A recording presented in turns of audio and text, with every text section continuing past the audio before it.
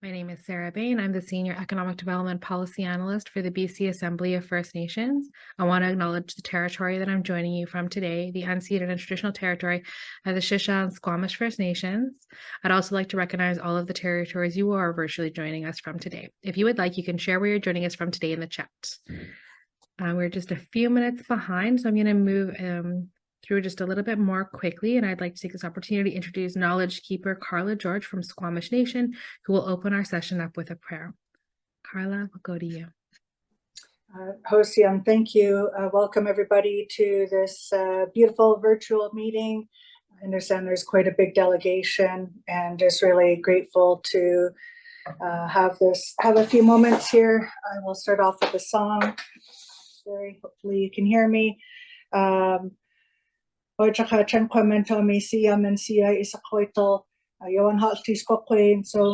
just really grateful for my beautiful ancestors that have shared the many gifts with me, and sharing a welcoming on behalf of the Squamish. I am in Łutsël, our Capilano territory, and just really grateful to have this few minutes to welcome each and every one of you to wherever you may be in your own lands.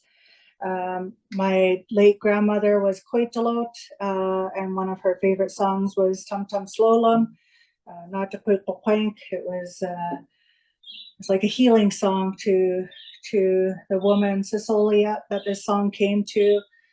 So I'll start off with Tum Tum Slolum, and wish each and every one of you the best during this workshop.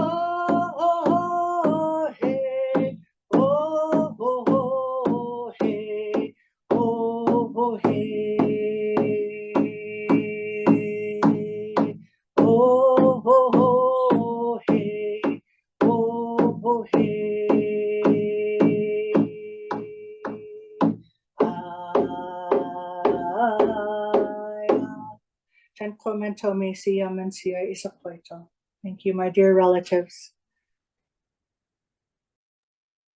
Masi, thank you so much, Knowledge Keeper Carla George, for blessing us with a beautiful prayer and opening us up in a good way today. Before we move on, we're just going to do quick housekeeping. One moment, they're going to pull up the slide.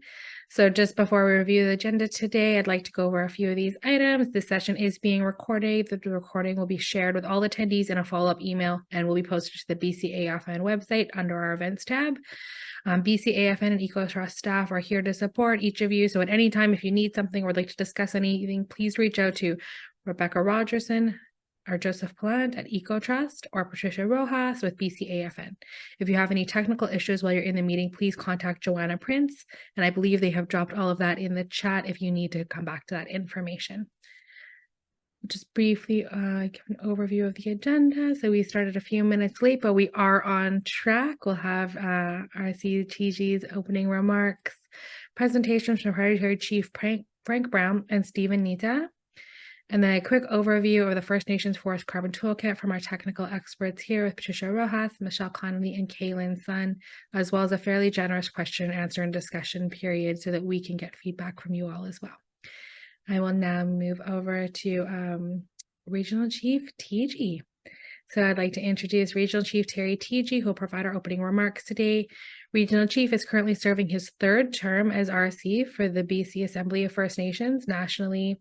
He holds the Economic Development Portfolio and serves as a chair for both the Chiefs Committee on Economic Development and the United Nations Declaration Act Implementation Committee. He also has many other positions, both within BCAFN and the AFN, but it would take up all of our time to list them. So I'll pass it off to Regional Chief TG for his comments. Thank you, Sarah. Dene's out, Seiko's out, Sky's up. Just want to say side notice to Carla for starting us off in a good way with the prayer and song. I just want to acknowledge the territory that I'm calling from the Claytley Dene territory, from the Dakat territory, Dakat people, North Central Interior of British Columbia. Seeing you have many guests here and participants from really not just British Columbia, all the way from Taku Tlingit to Seabird Island to Saikas, Wet'suwet'en. I see Toronto, Philippines, Kwantlen Dun and Yukon. It's Tliamin territory from the island, certainly from many parts and regions across from British Columbia, Vancouver Island, and many areas further. Just want to thank my staff, Patricia and Christy, for putting this together. Really important discussion here, especially in this changing world.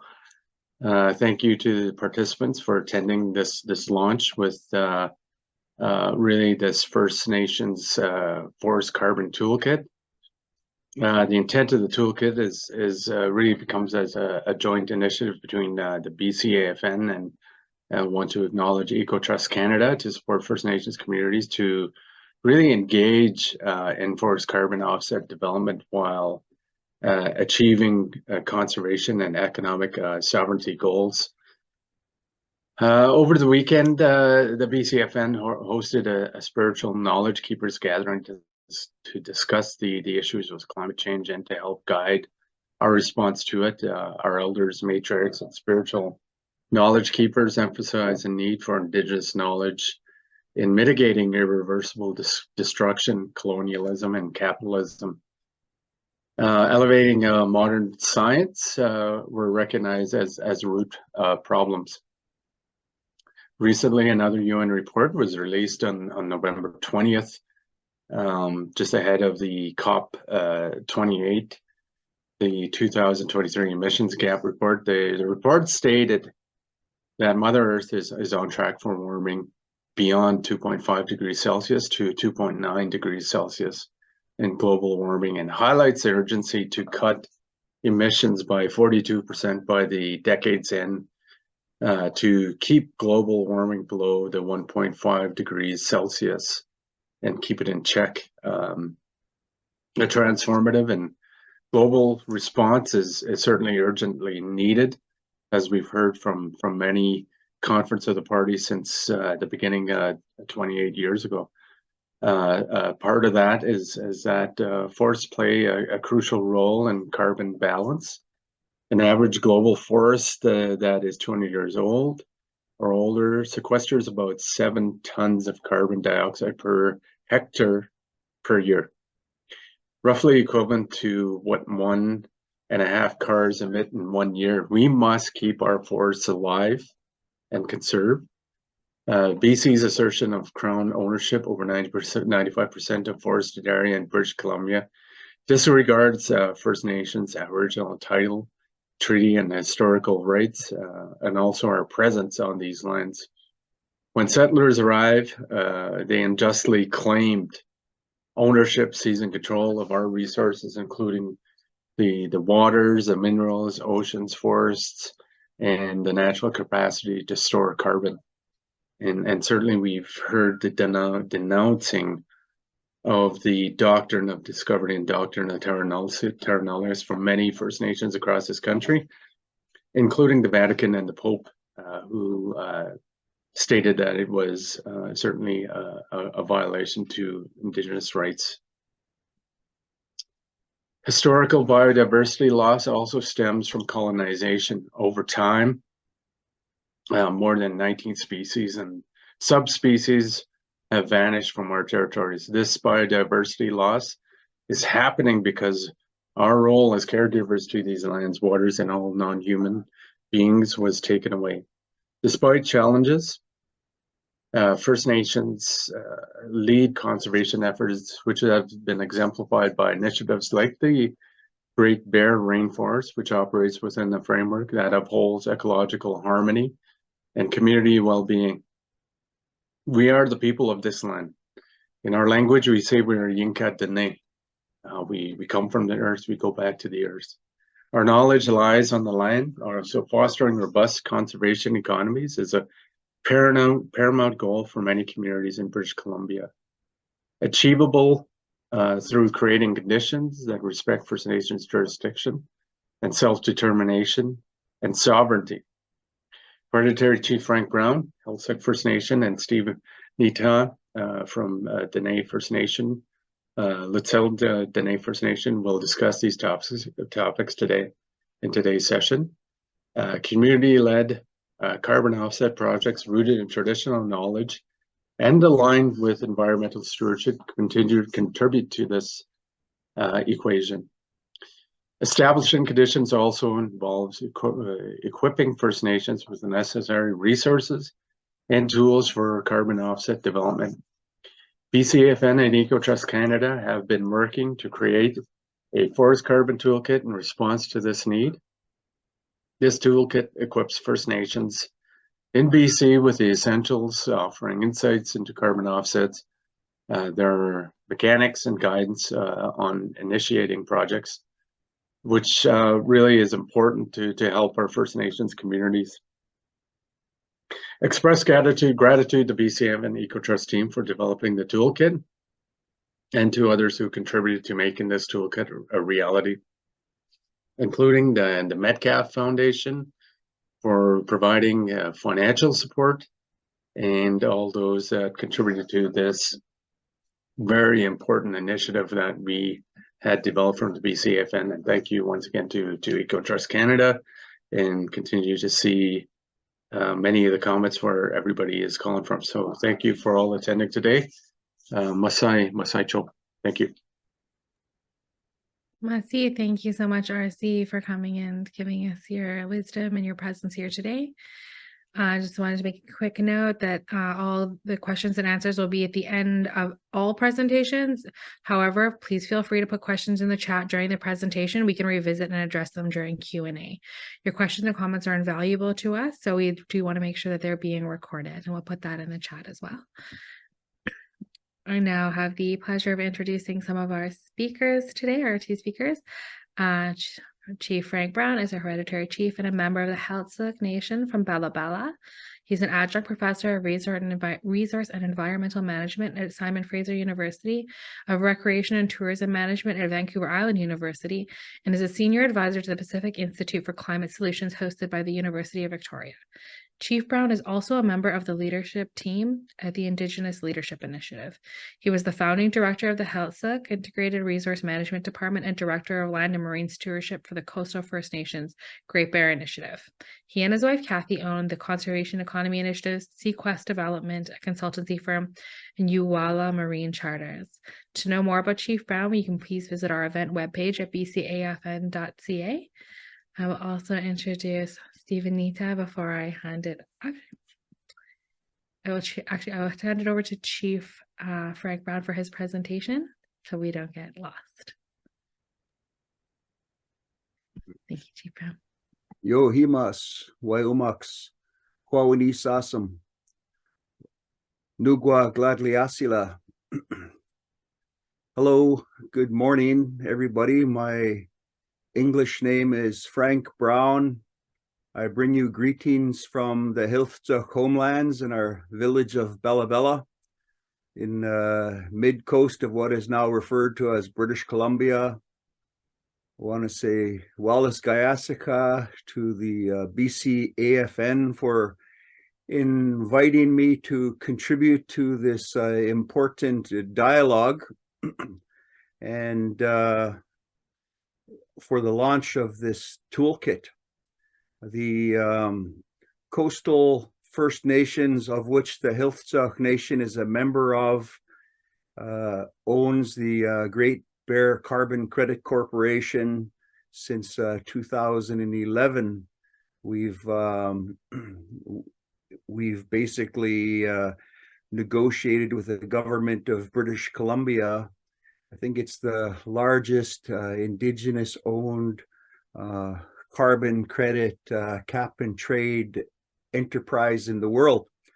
And our people from the Central Coast, North Coast, and Haida Gwaii exercised tremendous political discipline over a long period of time, working collaboratively in land use planning and marine use planning. And I think that we could honestly say that this really came about because the province initiated a land use planning process, and our people set up our own process. And we got involved in the provincial process kind of under protest when the province was doing that, because we didn't feel like our interests as title holders was being reflected or represented. And while we were involved in that process, the Delgamuukw decision came down recognizing title for the Gitxsan Wet'suwet'en, and it kind of shifted the crown relationships. So our land use plan is ratified through an order in council, so we have legal effect to that. And that's really kind of the foundational work that was done. And you know, I got to give props to our leadership of the coastal First Nations who worked together for nearly 20 years in these processes, because it simply came out of a frustration because our people were simply left on the beach and all of the benefits been extracted out of our territories, and we didn't have a say on how the resources would be developed, and they weren't being utilized in a sustainable way. And our leadership collectively said this has to stop.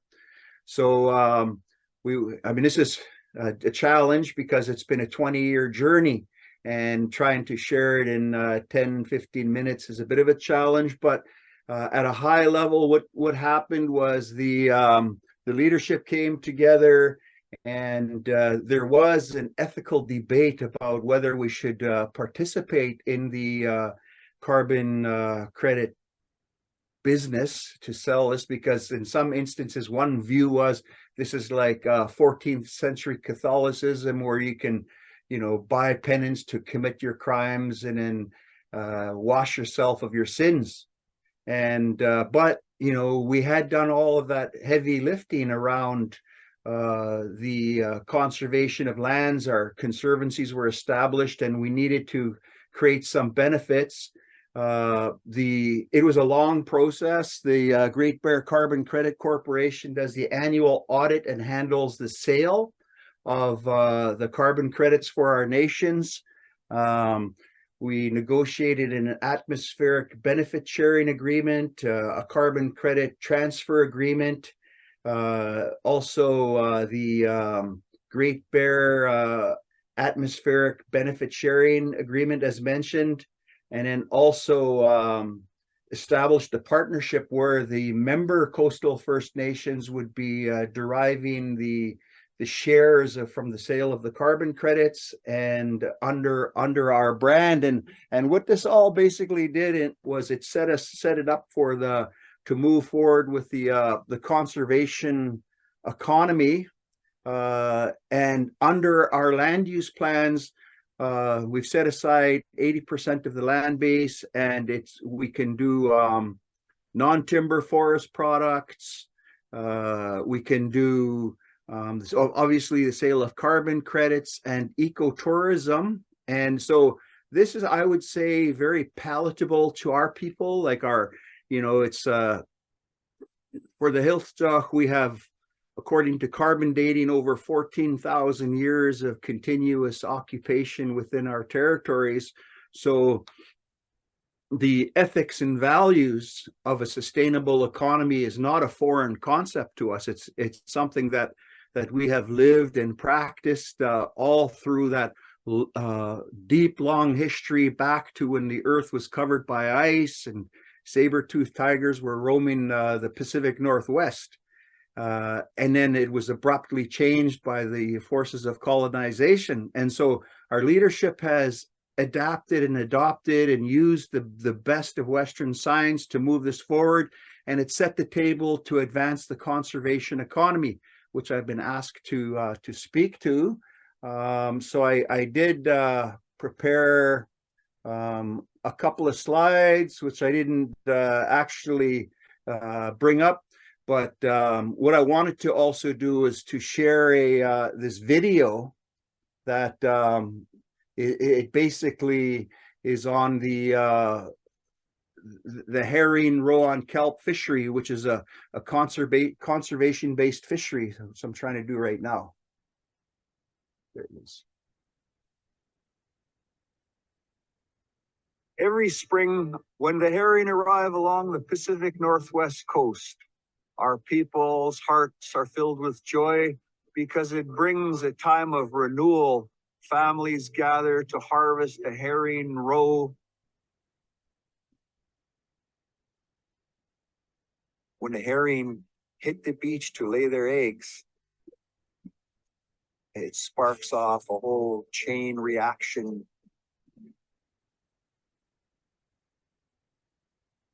The bears and the wolves come out of the forest, the whales, the birds all come to enjoy the bounty of the herring. Everything depends on that herring to maintain its life. Our people have existed on this Pacific coast for well over 14,000 years, living in balance with the herring, being respectful and honoring it.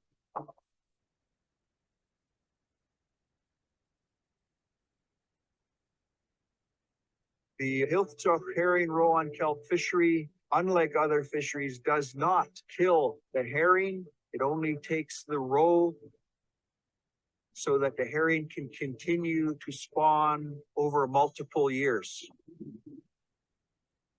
The method of fishing that we use has been passed down for multiple generations. We lay our kelp out with lines, and we anchor the kelp down, and the herring come and lay their eggs. When the spawn is thick on the kelp, we pull it out.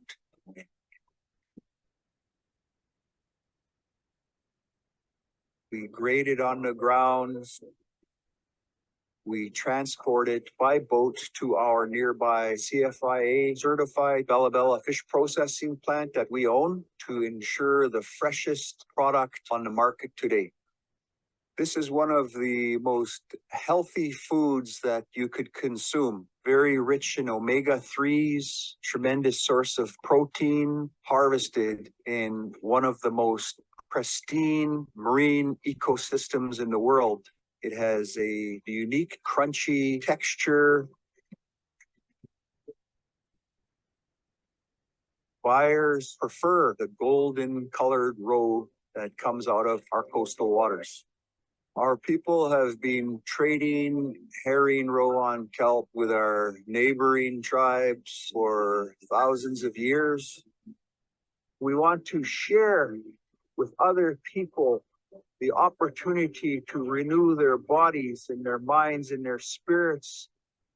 People get to enjoy and benefit from this culinary experience, but it's also supporting the well-being of our communities.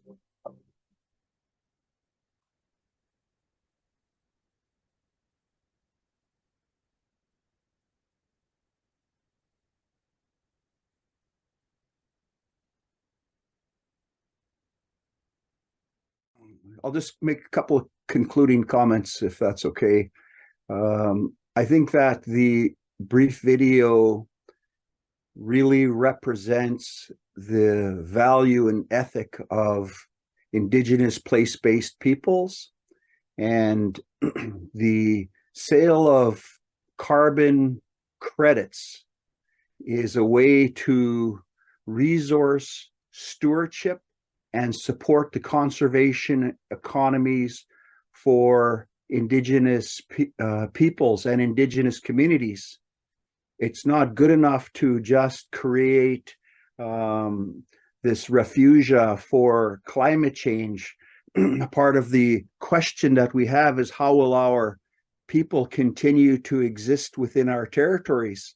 And so it's our responsibility as leaders to create opportunities for our community within a conservation economy, within the ethic and the value systems that has sustained us in the past, that can continue to sustain us into the future, and that can inform the thinking of current public policy and legislative process. And so I think that the First Nations people of this land have a key role in providing leadership in this critical time for all of humanity. And I thank you for this opportunity to share. Wallace Gayasika. Wait. Masicho, thank you so much. Chief Brown, I think we all know within these spaces that Indigenous peoples are kind of net supporters and stewards for healthy ecosystems. Thank you. I'll now introduce Stephen Nitah. So Stephen is the Managing Director for Nature for Justice Canada, a social justice NGO.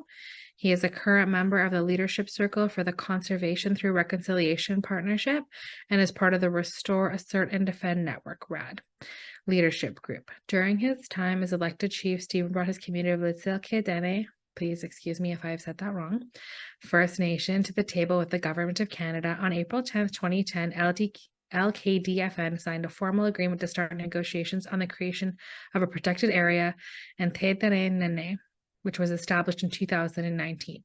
Stephen has been a core member of the Indigenous Circle of Experts who produced the report We Rise Together. He is now focused on supporting Indigenous nations and governments in creating protected and conserved areas, including creating pathways to conservation finance through nature-based solutions.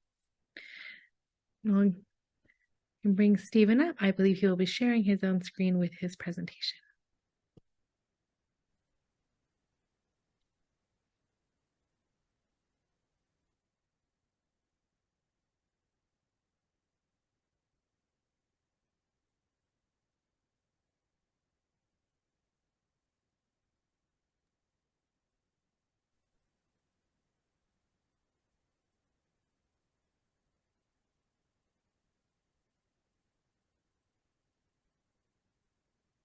Stephen, would you like to share your presentation from your side, or would you like us to share it from ours? I don't think I have a presentation. Oh, okay. Well, I was misinformed. My apologies. We just get the gift of your presence. Yes. Were you ready to go, or? Okay. Seniors and don't say in the Hereditary, Massinis and so Kirsty and the Hereditary. Stephen Nitah, Sulye, Dene and Dene, Łutsël and the First Nations in Dene. Thank you for inviting me to do a talk today. Thank you, Chief Frank Brown. I was lucky enough to spend some time with chief in this territory, and I believe he did feed me some kelp and the heron eggs. It was delicious.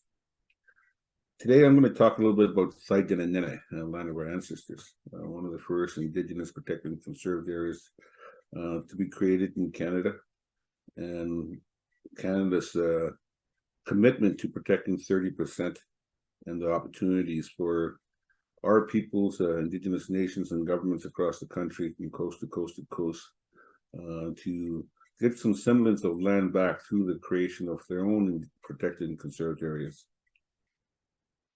My community is situated in the east arm of the Great Slave Lake, or Nitah, as we call it in our language. It is in the diamond fields of Canada. We have 3 operating diamond mines, and in the late 90s, when diamonds were discovered, the largest stake-in rush in mankind's history occurred in and around our community and our territory. Right about that time, in July 25th of 2000, my nation, along with our treaty partners in the Heiltsuk region, signed a framework agreement with Canada to modernize the treaty that we made with the Crown on July 25th, 1900.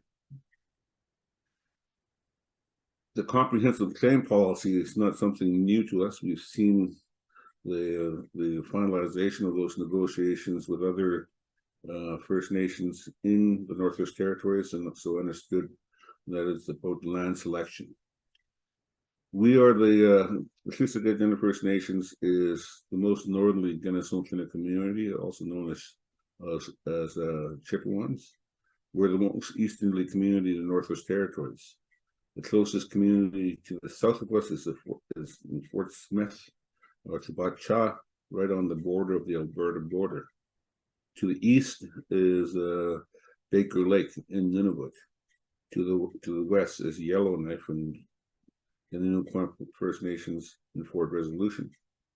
To the north is the copper mine, or Kugluktuk, as it's called today, on the coast of the Arctic Ocean. We use a huge land base. We are caribou people. We're nomadic people that follow the seasons and the caribou, and as such, we covered a lot of ground. In fact, it takes roughly 100 square miles to support a family of 10 in the environment that we're situated in. Requires a lot of land. As such, when we sign on to the framework agreement to start negotiating a modern treaty with Canada and the government of Northwest Territories, the elders of our community got together once we got back from signing that framework agreement in Dene, and said that we need to protect the heart of our homeland from development, as development is starting to encroach on our territories and our way of life. So they identified an area for us to advance, and gave the mandate that we will negotiate a relationship agreement with Canada and the Crowns, based on the spirit and intent with which we entered the original treaty, with Treaty Number 8 as known as, but we don't view them as Treaty Number 8. We call our treaty as Treaty of 1900. We never agreed to Treaty Number 8. That number was designated post signing or making of the treaty, and I want to make that distinction. You don't sign treaties, you make treaties, and only nations can make treaties. And as such, as the chief that signed the framework agreement with then Minister of Environment, the late Jem Prentice, in April 2010, I was asked to lead the negotiations, and over a 10-year period, we were able to negotiate relationship agreements with Canada through its National Parks Agency and the Government of Northwest Territories in creating site in the Dene Indigenous Protected and Conserved Area. It's an area of 26,380 square kilometers, 14,000 of which is in relationship with Parks Canada, about 8,000 it's in relationship with the Government of Northwest Territories through its newly minted Protected Areas Act that my nation, along with many of the Indigenous governments in Northwest Territories, helped draft that legislation. And using the Territorial Wildlife Act, created the conservation area for the remainder of the quantum. The conservation area is very unique in that agreement, which the agreements we negotiated are legal contractual agreements. These are not constitutional agreements. The conservation area that we negotiated gave voice to caribou because it's not a permanent protected area, it's a conservation area. We agreed that we'll use indigenous ecological knowledge, modern science, and what caribou tells us before we make any designation changes within the conservation area. The caribou will tell us if they need that land anymore going into the future. So that's written right into the legal contract agreement, which is unique, and uniqueness like that would exemplify what Indigenous protected and conserved areas would look like across the country. While I was in those negotiations, I was also mandated to ensure that my people would not be in need of financial resources to fulfill our end of the responsibility, and we rejected the concept of working with Parks Canada, where they provided transfer dollars on an annual basis. So we were able to negotiate agreements with philanthropic bodies to raise $15 million, and we got Canada to match that $15 million to create a $30 million trust, which is owned by my nation, and my nation uses that today to fulfill their end of the responsibility in the management, operations, and governance of Site Dene.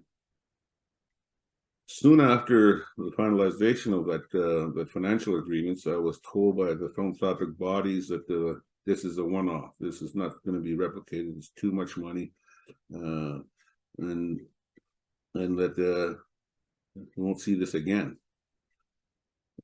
While that was happening, while I was doing that work in negotiations, I was participating in Canada's Pathways to Target 1 through my involvement in the Indigenous Circle of Experts.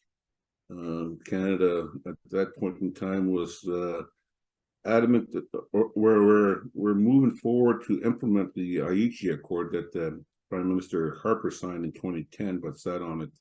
And when Trudeau got elected in 2015, he started to revive that commitment. So I was appointed along with 10 other Indigenous individuals working with their nations in conservation areas, along with 9 bureaucrats working for conservation departments from federal, provincial, and territorial governments. And together we embarked on a 1-year process where we engaged Indigenous nations, peoples, and governments from coast to coast to coast. We had our first regional gathering in Tofino, and the next one in Nova Scotia, then Yellowknife, Northwest Territories, and Winnipeg, Manitoba, where we invited folks from those regions to come and meet with us and pretty much ask a simple question: what type of relationship would you like to have with Crown governments for Canada to use some of your territories towards their accounting of protecting 17% as agreed to under the IPCA Accord? We drafted a draft report and then gathered many of those individuals that participated in those regional gatherings at a national gathering in Canmore, and then shared the draft. We went back and redrafted based on input from That gathering then hosted another national gathering and finalized the report in March of 2018, exactly 1 year to the date of our first meeting. Unheard of in Canada history to do that type of work in 1 year. We Rise Together report has 48 recommendations. All of it very much implementable, as most of it was discussed rigorously, almost debated or negotiated, if you will, and all the bureaucrats in the room agreed that their governments can implement the recommendations that were presented. The report took off. Canada never took ownership of the report, but the bureaucracies did, right, from every province and territory. Became a go-to for NGOs to use in their relationship building, and has gone international and still been used today.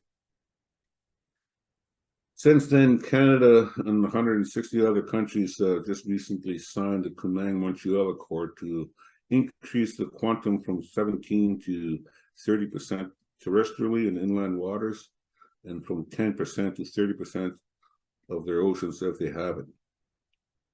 To me, that's a great opportunity today that presents itself for Indigenous nations across the country. To get to 30%, we need to protect 16.2% more. We're at 13.8. The 16.2% represents a quantum of land roughly the size of Manitoba, or 666,000 square kilometers. That's just terrestrially. I think the marine side is similar in numbers. So there's a great opportunity where Indigenous nations can take a real leadership role where they can apply their value systems, knowledge systems, science, and laws in the creation of their protected or conserved areas within their special places of their territories, and advance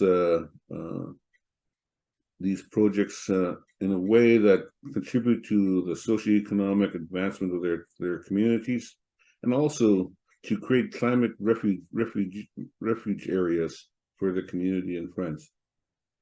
Climate change is coming hard, and it's coming mean and nasty. We've seen that this year already. Northwest Territories, 60% of the population were evacuated this summer, including the capital city, Yellowknife, which is unheard of.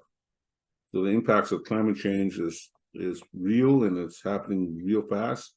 And the opportunity to take advantage of the marketplaces that were created through the Paris Accord and other initiatives to give nature the 1/3 solution that is deemed to be, or determined to be. And there's no better people than Indigenous people to take leadership role in working with nature, to give nature a chance to do its 1/3 solution responsibility. As many of you probably know, Indigenous people make up 5-6% of the world's population, but hold 80% of the remaining biodiversity on Earth. That tells me that there's no people more experienced and capable of taking care of nature in a way that nature is the healthiest. And investment in Indigenous peoples as an investment in all peoples and all life forms on Earth. In Canada, we have an outsized responsibility globally. If you look at the land base, we have the second largest landmass in the world. We have one of the most intact ecosystems remaining. We have a strong Indigenous presence, leadership that has a constitutional relationship with Canada, which is the rule of law country. Using these tools, I think we could define what nature-based solutions look like and create a high bar that would drive the marketplaces to do better in other parts of the world, especially in the Southern Hemisphere. Carbon credits is what's on a value in the marketplace now.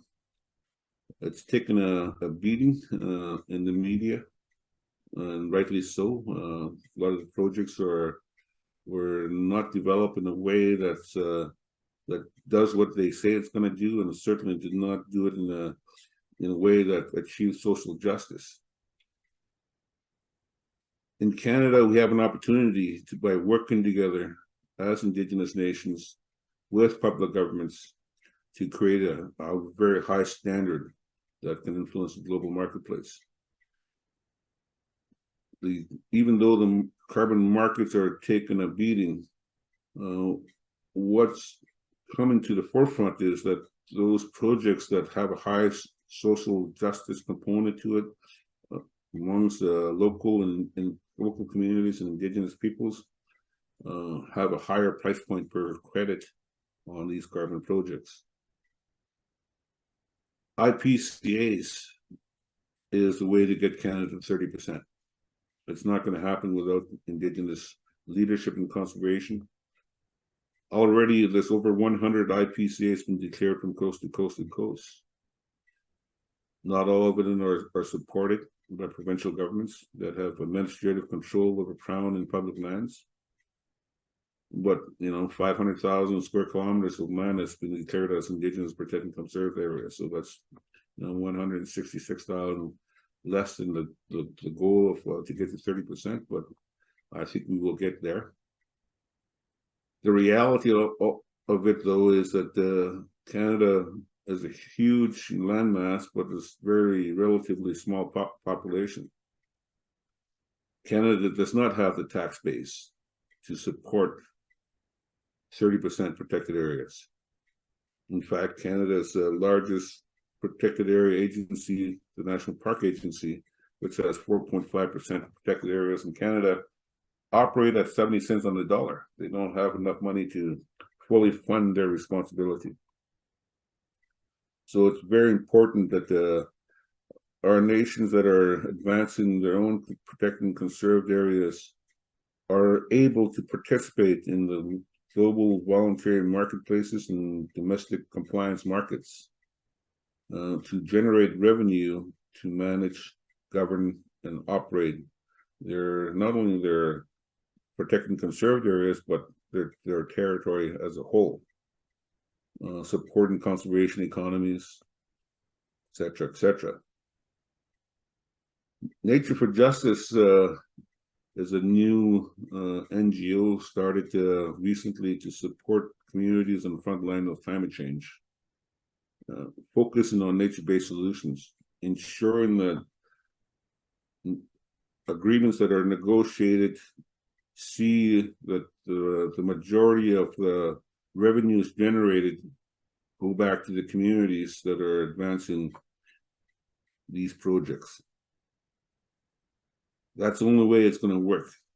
We cannot continue the colonial type of relationships where people in the land are treated as if it has no value. The value in the land today is keeping it intact, supporting it so that it could do its reciprocal responsibility in providing a good environment for us and all of our relations to live in.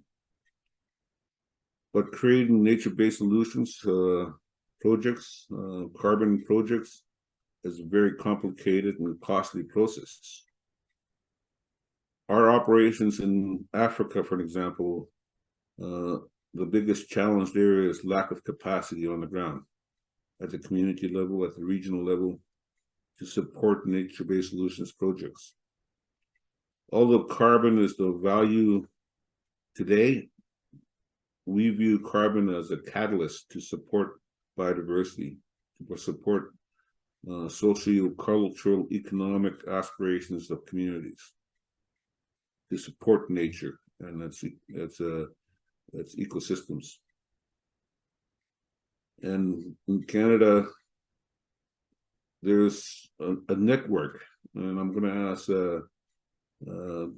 I think Darcy already put Darcy Riddell, who's a member of the operations team of the RAD network, which stands for Reclaim, Assert, and Defend. It's a network of Indigenous-led network creating tools to support nations on utilizing nature-based solutions as part of their IPCA creations. And the fact that Ecotrust has developed this carbon toolkit is very, very important and advantageous to as a toolkit that can be used to prepare to participate in these marketplaces. So sorry to interrupt you, Steve. I just wanted to let you know that we just have about 1 minute left. Our agenda was already a little bit behind. I thank you for all of your information, but just giving you a 1 minute warning. Okay. Thank you. Well, the toolkits is out there. There's networks that's been created to support the use of nature-based solutions marketplace to support nations across the country. Private lands, such as reserves and fee simple lands and lands that's been transferred through court systems, qualify for the marketplaces today, and we've still got work to do to ensure that public lands and crown lands that are not under private designations would qualify as well, because these are our territories, and that's where nature is at, and it's doing its service. Thank you. Thank you so much for your time, Stephen, for your presentation, as well as to Chief Brown. Thank you so much. We did put some links there if you have interest in the work that they've been doing in Indigenous protected and conservation areas. And thank you so much for outlining how using carbon credits can help fund some of the work that we're doing to create Indigenous protected and conserved areas for First Nations and Indigenous communities across Canada. Okay, thank you guys again. I'd like to take this moment to introduce two of the people who have been working so hard on this project.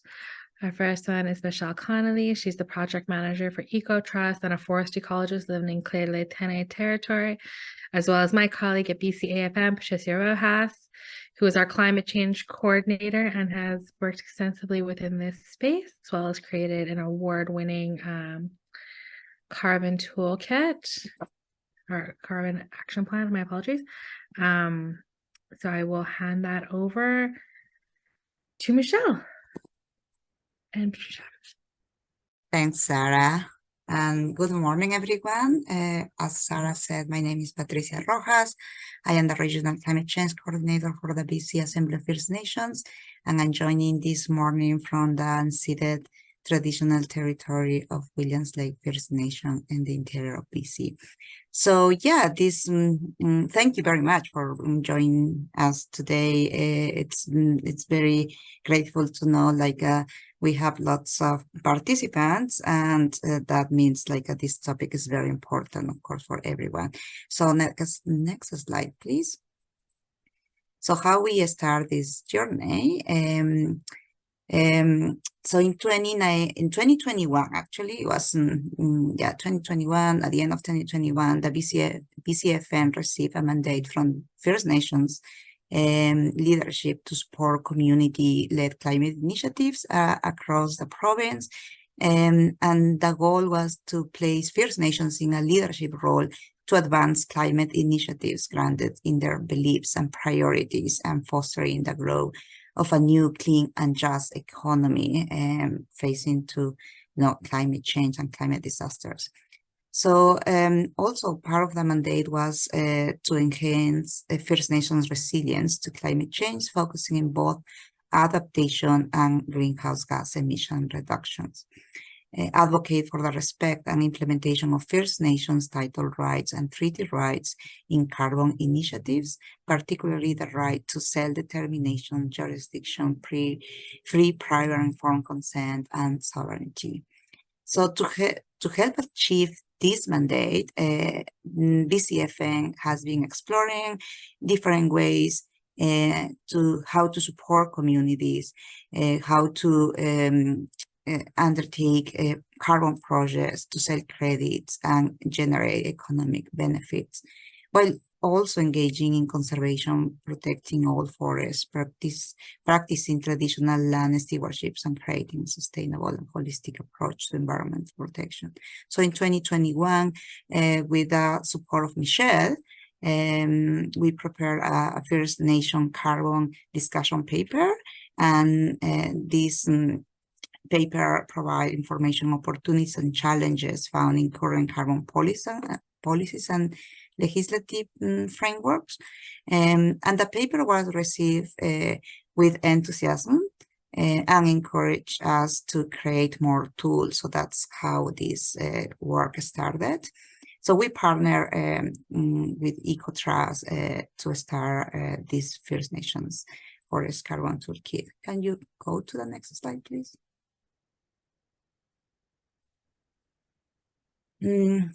So the process to develop the Forest Carbon Toolkit included a research process. We spent about a year reading, speaking with knowledgeable people in the field of First Nation rights, conservation, natural climate solutions, offsets, and governments responsible for protocol development. So we have many meetings with many people.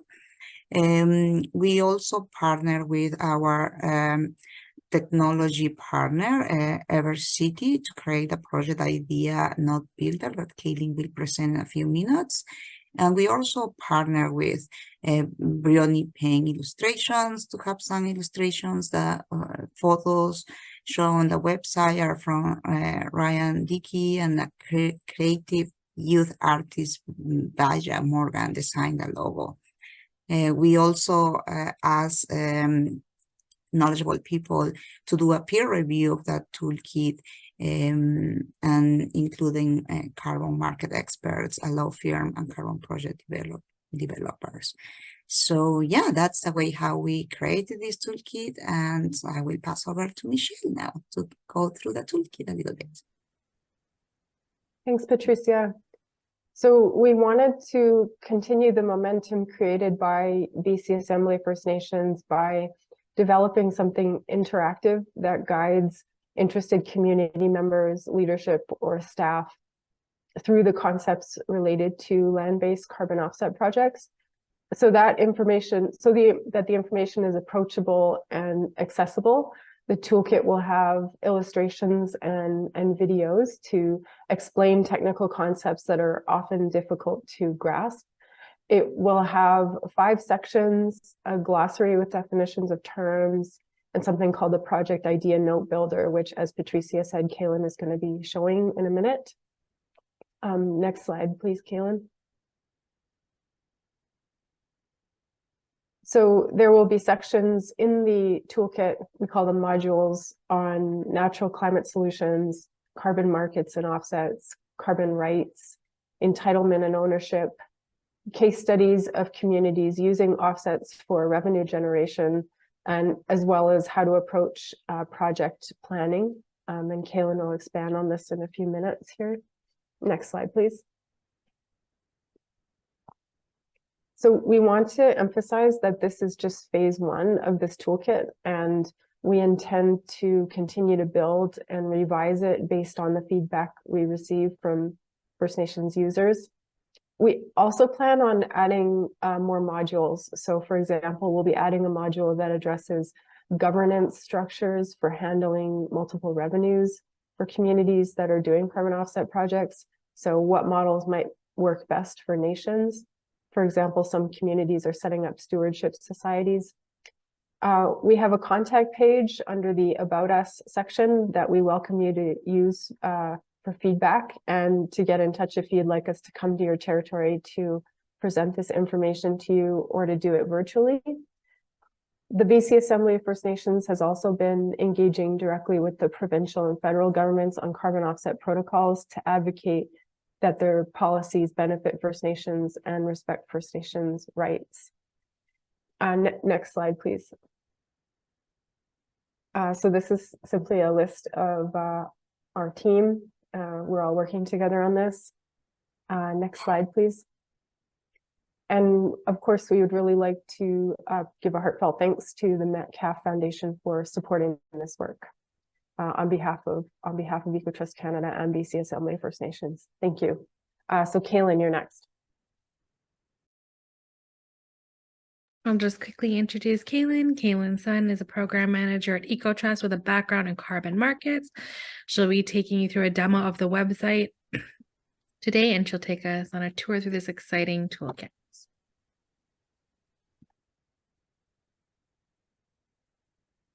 Thank you, Michelle, and thank you, Sarah, for the introduction. So this is very exciting, the live demo of our website, as well as our project idea note builder.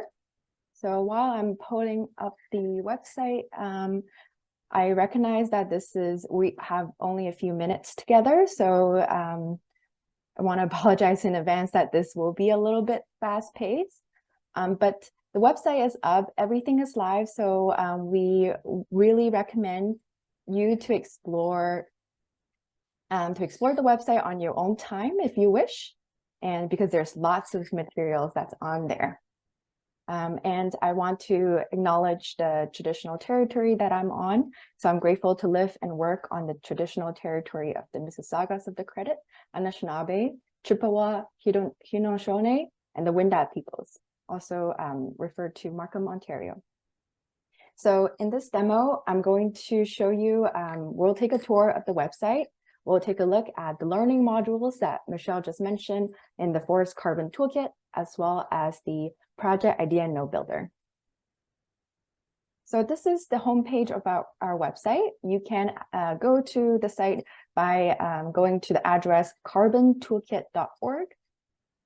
And just a quick navigation, there's a top menu bar that tells you where you can go next, so for easy reference. And so we'll start off by clicking on the middle button to the About Us page. On the About Us page, you can read more about our project, the BCAFN and Ecotrust Canada's partnership, as well as what Michelle was just talking about, a contact us box. So we welcome you to use this box to send us questions, or if you have feedback on the website, and you can let us know doing so, as well as if you are interested in working with us one-on-one, virtually or in person. This is where you can reach us. Or you can always email us at info@carbontoolkit.org.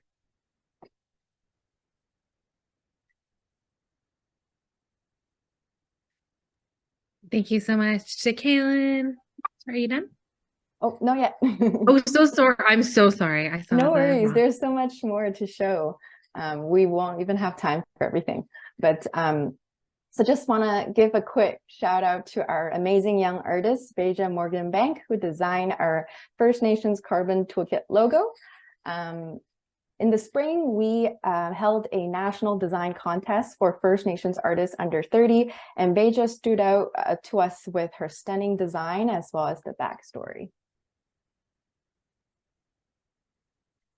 So as you can see, let's take a look at the logo design. There is a hand in the icon as well as the frog. So the hand represents gentle human caring and protection. The frog in Beja's language represents the storyteller. So both are very important, and we love the design concept behind it.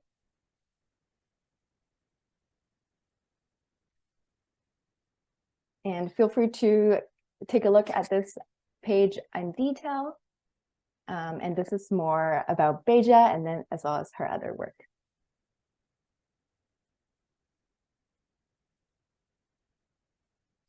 So let's go to the Forest Carbon Toolkit now. As Michelle just shared, there are currently 5 learning modules and 1 glossary term. So the glossary has key term and as well as its definition. They're organized from A to Z. Everything is here, but they're also embedded in each of the modules. So when you see them, they're highlighted, and you can hover on top to see the definition and what we mean when we use these key terms. And I'll show you that in a bit. So this is the glossary term.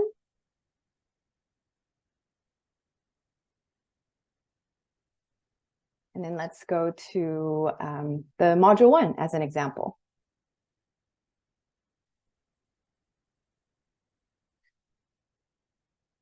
So each module is separated in key topics. For example, in module 1, we have a few key topics covering here. In the climate change and natural climate solutions module, we have climate change and First Nations people, atmosphere and climate, primary forests, First Nations community, and nature-based solutions. What I want to highlight is that there are these wonderful, amazing quality video explainers that BCAFN developed. So they are sort of expansion to the key topic, which I really highly recommend you to watch because they are really good. For these illustrations, feel free to click on them. They would expand so that they will take over your entire page for a closer look. And like I said, glossary terms, they're here. Just hover over them. You see a like a pop-up that tells you the definition when we use these key terms. So I'm just going to quickly scroll to the bottom of this module. So this, every module at the end, there's a quick access bar for you to hop on to the next one once you're done this one.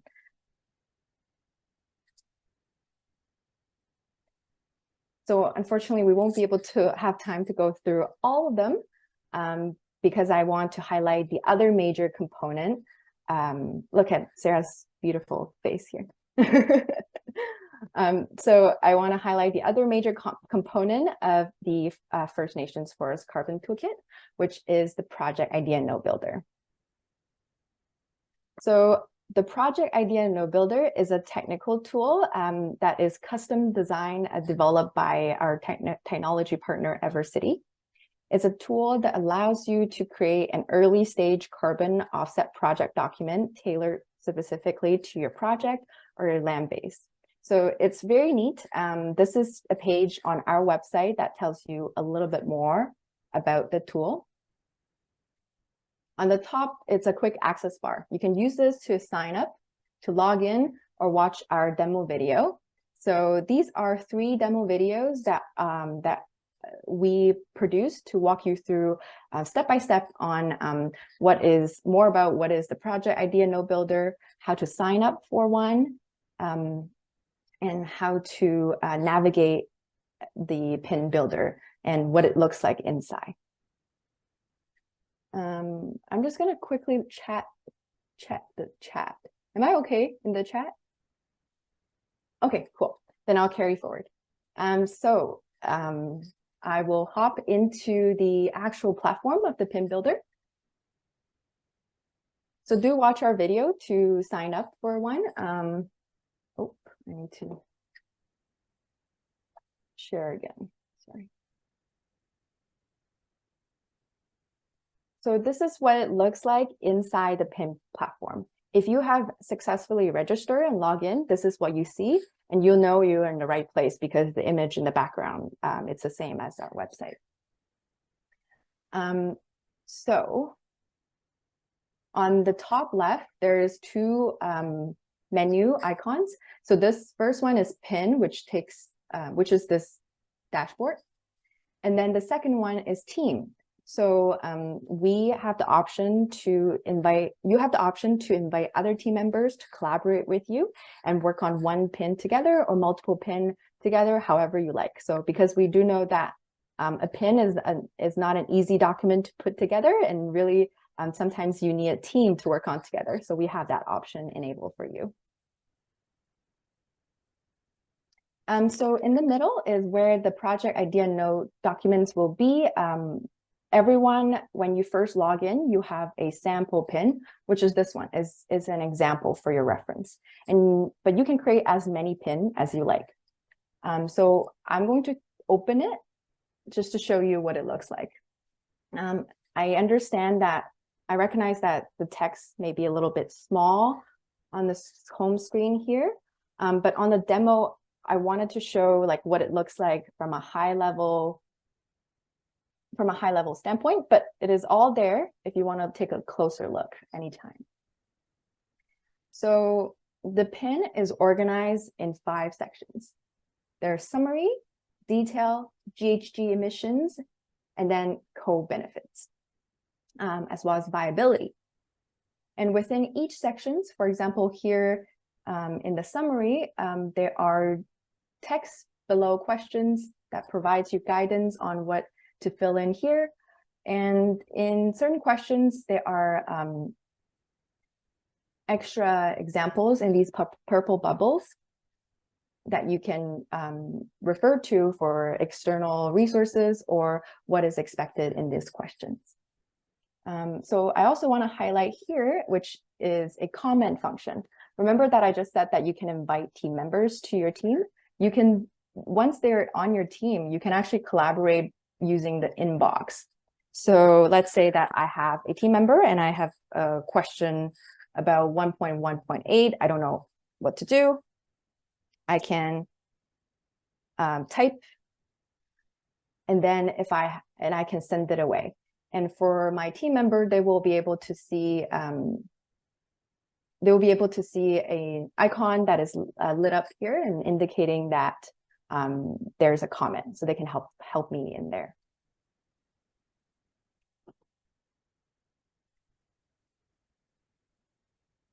So you're also welcome to hop around. You don't have to fill out any sections, complete any sections before going forward. But it is all there. The questions are all there to help you sort of start thinking about what kind of information you might need. And the project idea note is aligned with all of the major carbon offset standards. So once you produce a PIN document, it's standardized and it will align with offset development in that sense.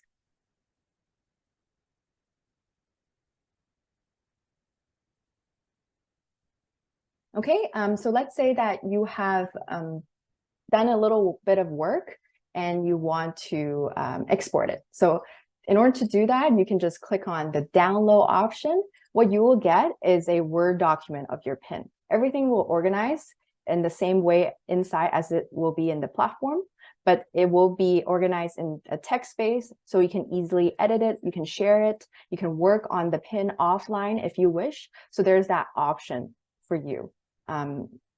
Yeah, that's it for the PIN builder and that for the live demonstration. I understand that that was a lot, but feel free to explore this platform as well as our website on your own. And again, we're well available for you to support you in person or virtually. Thank you very much.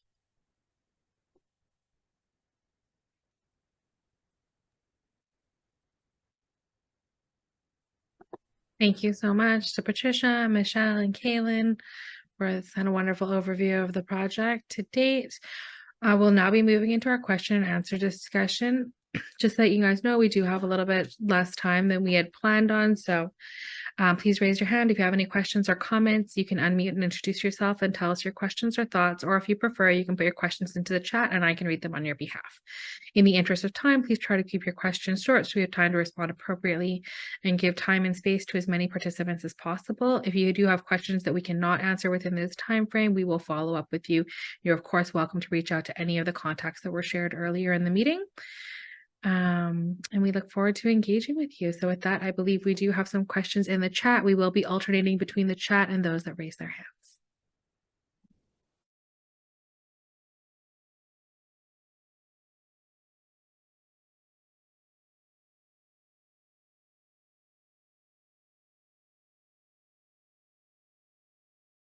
I can't see raised hands. Are they pinned? Or did you guys do such a great job presenting that there's no questions, no follow-up needed? And we have 2 questions in the chat, Sarah. Okay, sorry, I can't. I'm It's okay. scrolling. I can read the first one. So it was the first one that was asked by Lisa. It's a question for Chief Frank Brown. What mechanisms What mechanisms are in place to protect your intellectual property on sustainable herring fishing?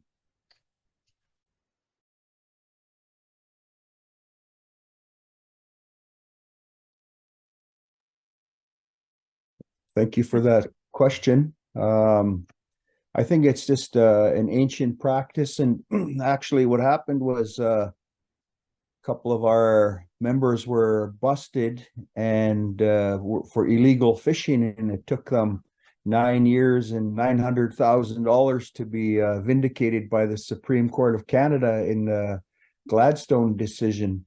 So we always knew that we practiced this method of fishing, and the Supreme Court vindicated this. And when the stocks are healthy, it benefits 600 community members, and it's a big shot in the arm. However, I do want to say that we are in trouble. The herring biomass is trending down because of climate change, ocean acidification. Like salmon, herring are pelagic, cold water fish, and that emphasizes the importance and the critical nature of this work around carbon credits. And the biggest carbon sink on the planet are our oceans. I know we're talking about forests, but our people believe everything is connected. And so I think that this is the way forward, because we're not destroying the biomass, and it should be the way that we move forward to be an example for sustainable fisheries and sustainable land management. You know, our people have a generous spirit. We share, we support one another. And just while I have the opportunity, I think that's a really critical part of the work going forward, is how can we work in a collaborative way as Indigenous place-based peoples to advance this, to get the resources, to give effect to Indigenous-led conservation through the resources from the sale of carbon credits, because 80% of the money goes to stewardship within our area. Thank you. Thank you so much for the answer, Chief Brown. I just have another question in the chat. Once again, if you guys have any questions you'd like to ask in person, please raise your hand. From Lisa White: how can we stop the destructive clear-cut logging of old growth areas, which have a huge direct bearing on climate change? They're still clear-cutting around our rivers and Masset Inlet, Haida Gwaii, where our salmon rivers are. And I really love this question because I think it highlights kind of where we're running into cumulative impacts in First Nations territories. But I will leave that to one of our subject matter experts.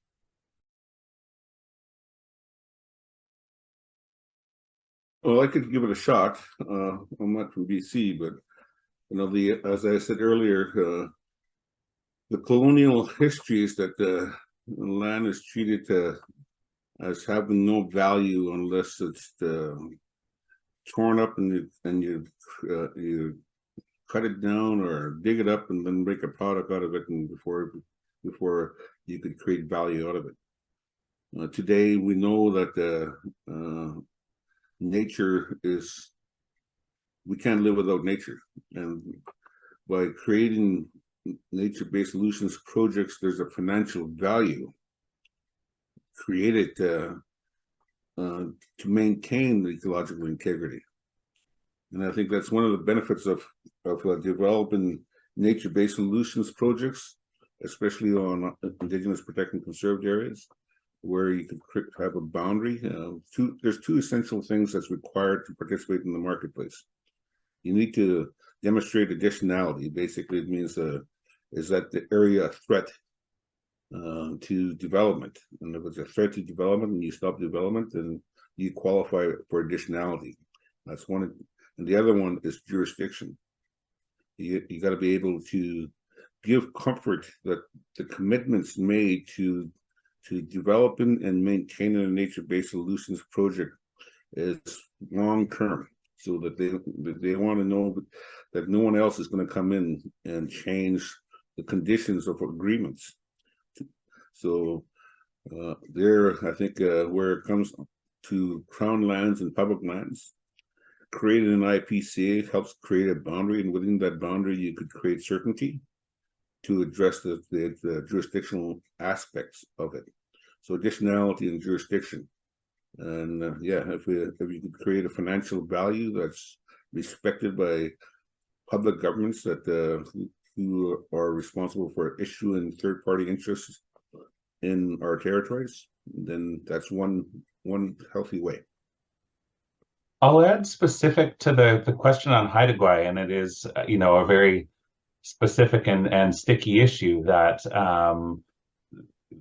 there is ongoing clear cutting in really critical areas, in really critical territories, and on Hereditary, there's a certain portion of the landscape that is protected by an existing offset project, but then of course there were lands that were left out of that project.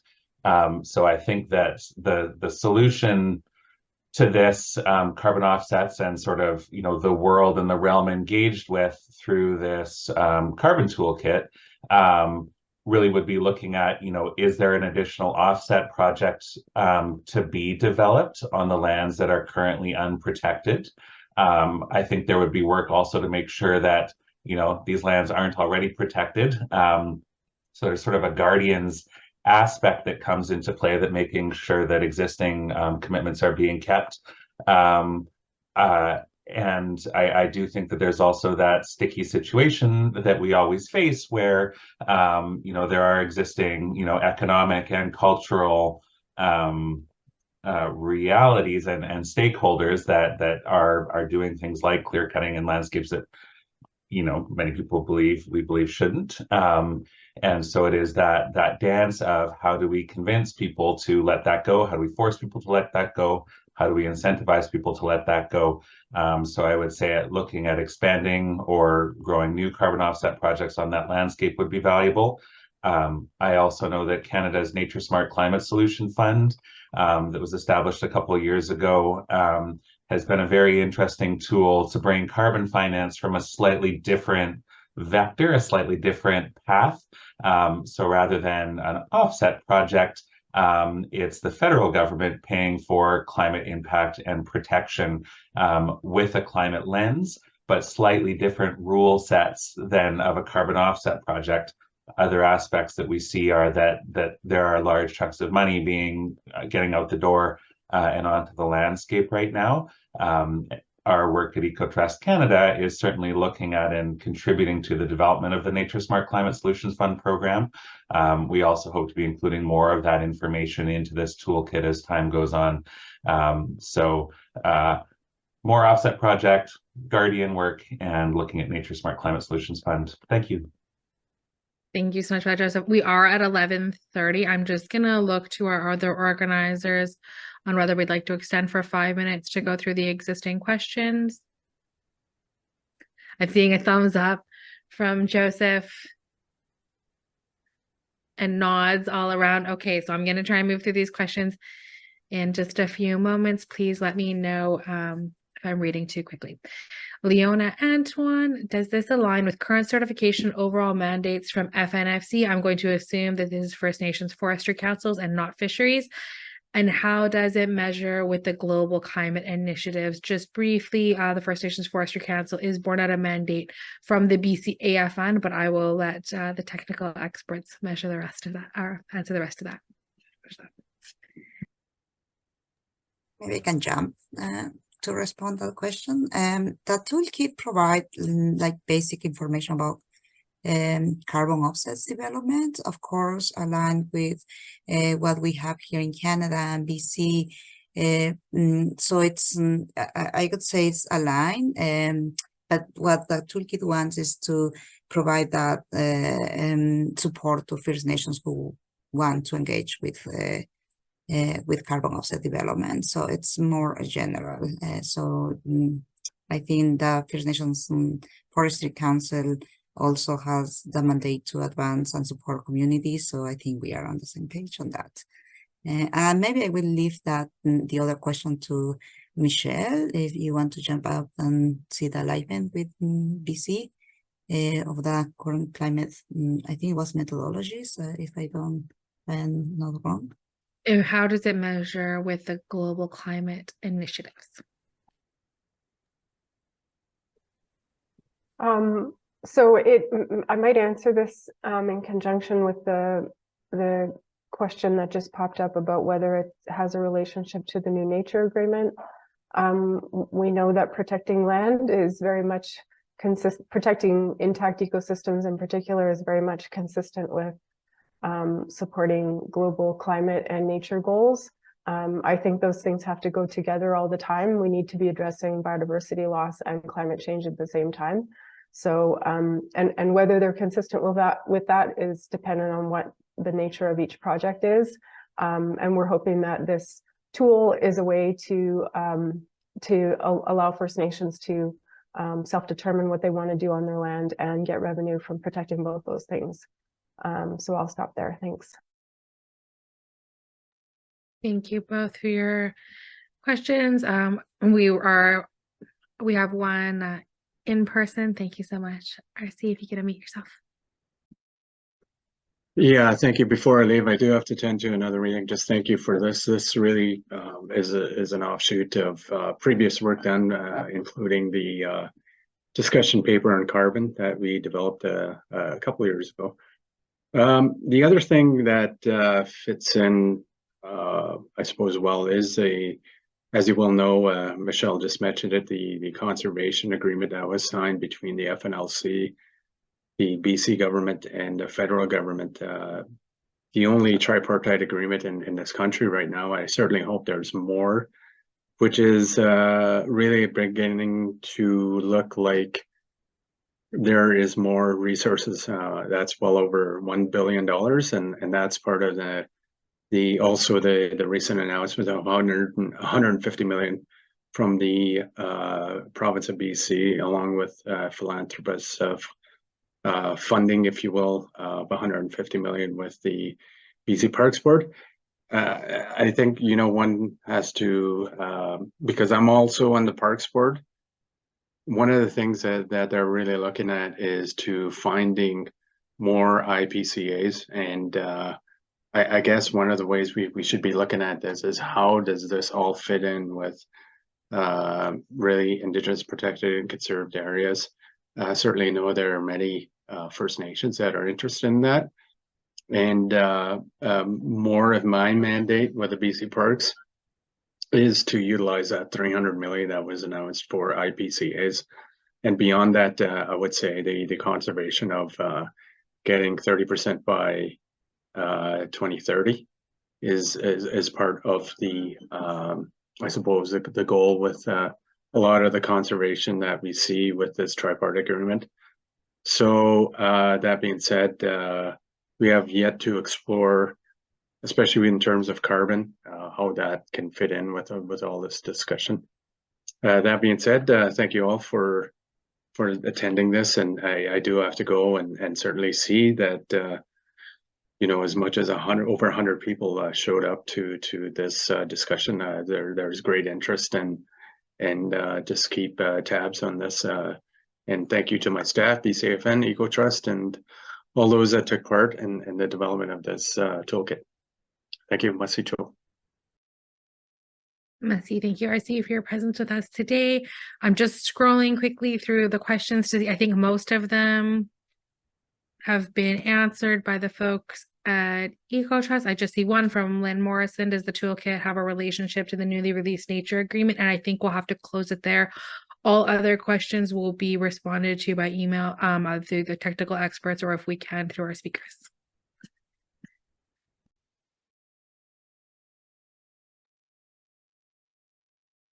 Sorry, I'm not sure.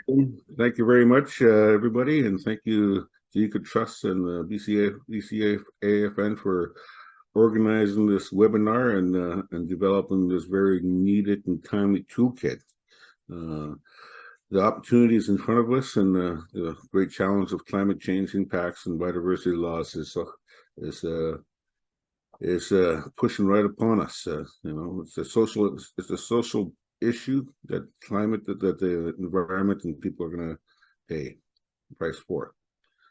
And let's utilize the toolkit, and let's take the opportunities of the global initiatives around giving nature the 1/3 solution by centering Indigenous rights and responsibilities in Canada, and let's see what we could do to influence the global marketplace to ensure that the good projects are created that gives nature the 1/3 solution opportunity, and Indigenous peoples and people on the front lines of climate change the tools they need to mitigate and adapt. Masicho. I'd just like to say thank you to everybody, Masi Cho, for all the participants, to Regional Chief Frank Brown, Stephen, Michelle, Kaylin, Christy, and Patricia Rojas, as well as just a plant being here today to answer all of your questions and to share their expertise. We hope you've enjoyed this virtual session. We've heard about the importance of supporting First Nations to lead their own conservation and carbon projects as the original stewards of this land. We hope the First Nations Carbon Portal Toolkit will help you to explore your interests and new opportunities on this topic. Yeah, I see some great comments in the chat, and if you have any further questions, please don't hesitate to reach out to anybody on the Ecotrust or BCAFN teams, and we will try to redirect you to the right places.